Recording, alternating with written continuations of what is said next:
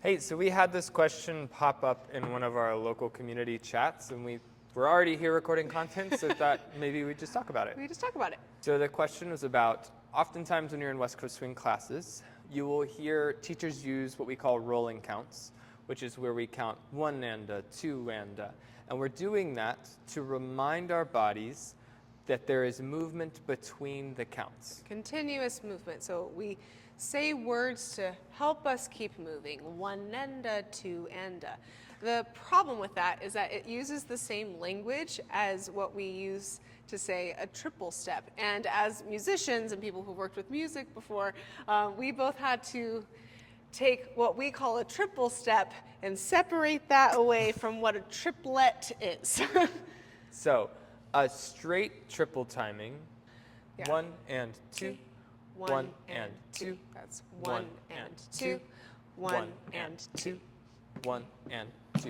Yeah. So we can't use the rolling counts for the first 2 steps of that, but you'll often hear the rolling counts come back in for the final step because it's a full beat weight transfer and we want to count our way through it. That would be 1 and 2 and 1 and 2 and 1 and 2 and 1 and 2. yeah. That 1 and 2 and that is triplet timing, not triple timing. Yes, so this gets confusing a lot of times for people with musical backgrounds that are used to counting 16th notes where we count 1 E and da. So that is straight timing. If we were to try to treat the in the same respect as we do triples, it would start to get a little funky. Yeah. So we want to separate those things, straight timing versus triplet timing. You can keep rolling counts going when you're swinging your triples.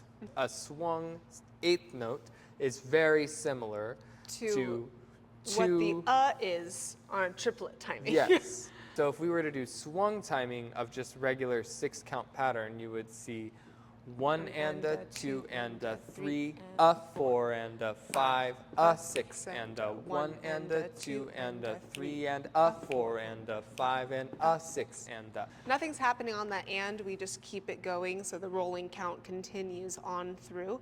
But the expression of that second step in the triple step lands on the of a triplet rhythm. I believe. Let's have these are playtime, the shall we? beat, beginning of beat. Count 1, count 2. If we were to subdivide this into 4 sections, 1, E, and 2. 16th 1 notes. E and 2. 1 E and 2. It would just keep going. So in straight timing, we skip this one, we skip this one. 1 and 2. Directly in 1. half, that's straight timing. Yeah.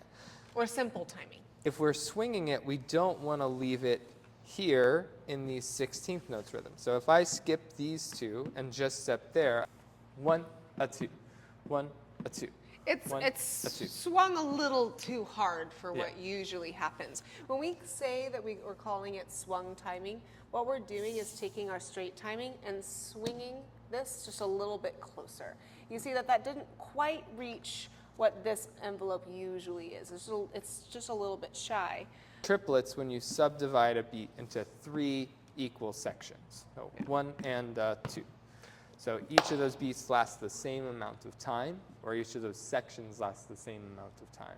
So then, like she said, when you swing the triple, you just pull this one out, and you spend this full amount of time moving through that leg. So I'm still going 1, a 2, 1, a 2. So we still like having that idea, 1 and a 2, so that it reminds us there's still movement through the leg, 1 and a 2, rather than 1, a 2.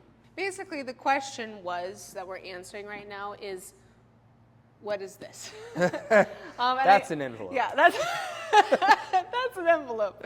So it's just knowing why we're counting the way that we do, just to remind ourselves to keep moving through the beat. Remind you that there's something between your monster and your Celsius. There is movement. Hopefully some energy. 1 and 2 and 4. Sponsorship? No. Product placement? Nope. Not sponsored. Could be, though.